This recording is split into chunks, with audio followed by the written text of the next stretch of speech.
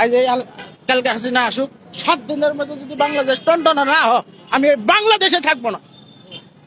এটা কি স্বাধীন দেয়? আমরা স্বাধীন দেখি নাই, কিন্তু তারপর আমরা টেলিভিশনে যা দেখছি আমাদের মন শান্তি হয়ে গেছে। বাংলাদেশের মানুষের মন শান্তি হয়ে গেছে বাংলাদেশের 7 কোটি মানুষের স্লোগান দেখে। আর এখন মনে করেন দেখেন, কালকে কয়েকদিন আগে যে আপনার 21শে ফেব্রুয়ারি গেল, কোন মানুষটা বুঝে পাইছে যে আজকে 21শে ফেব্রুয়ারি এই ভাষা আন্দোলনের কারণে বাংলাদেশ যুদ্ধ করেছিল?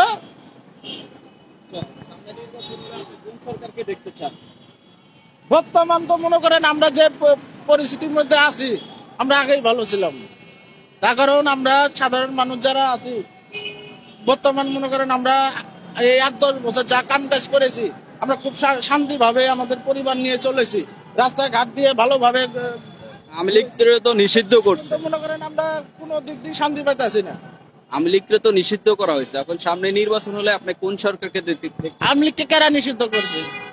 আওয়ামী লীগকে নিষিদ্ধ করার কারা? এই যারা নিষিদ্ধ কথা বলে ওরা কারা? নিষিদ্ধ করে ওরা কারা? আওয়ামী লীগ যদি না থাকতো, শেখ মুজিবর যদি না থাকতো, এই বাংলাদেশ জন্ম হতো না।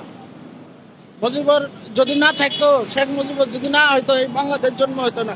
আজ এই বড় বড় কথা বলতে পারতো না। এই বড় বড় কথা কয়ে লুটপাট করে ফেলো না হয়, এই বড় বড় কথা কয়ে চাঁদাবাজি করে ফেলো না হয়, এই বড় বড় কথা কয়ে মনে করেন অগ্নিপাত করে ফেলো না হয়। আজকে যে বাংলাদেশ দেখেন কোন জায়গায় গেছে, যে বাংলাদেশ আজকের বাংলাদেশের অবস্থান দেখেন। একটা সাধারণ মানুষ ভালোভাবে রাস্তা দিয়ে চলতে পারে না। একটা দামি মানুষও রাস্তার মধ্যে বা তার বাড়ি ঘরে নিরাপদ নাই।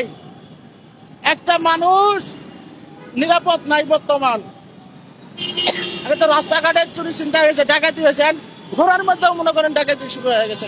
ঘোড়ার মধ্যে যে মনে হয় বনশ্রী দেন রামপুরা, টেলিভিশনে দেখলাম, ঘরের মধ্যে যে সমানে কুবে কাবে মনে করেন স্বর্ণ লঙ্কা যা আছে সব লুটপাট করে নিয়ে গেল।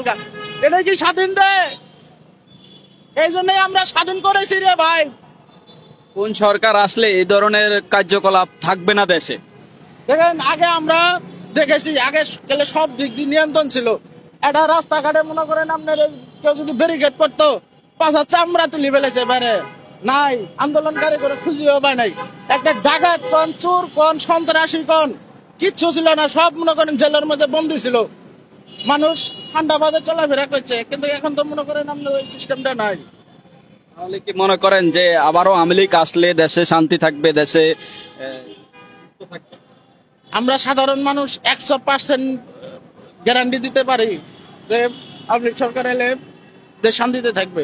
আজ এই কালকে হাসিনা আসুক, 7 দিনের মধ্যে যদি বাংলাদেশ টনটনা না হয়, আমি বাংলাদেশে থাকবো না। 7 দিনের মধ্যে যদি মনে করেন এই বাংলাদেশ যদি মনে করেন টনটনা না হয়, যদি শান্তিতে না আসে, আমি আলম এই বাংলাদেশের মধ্যে থাকবো না। প্রয়োজন বলে যদি না পারে, আমি গলায় ধরে দিয়ে আত্মহত্যা করবো। আমি এরকম গ্যারান্টি দিতে পারি।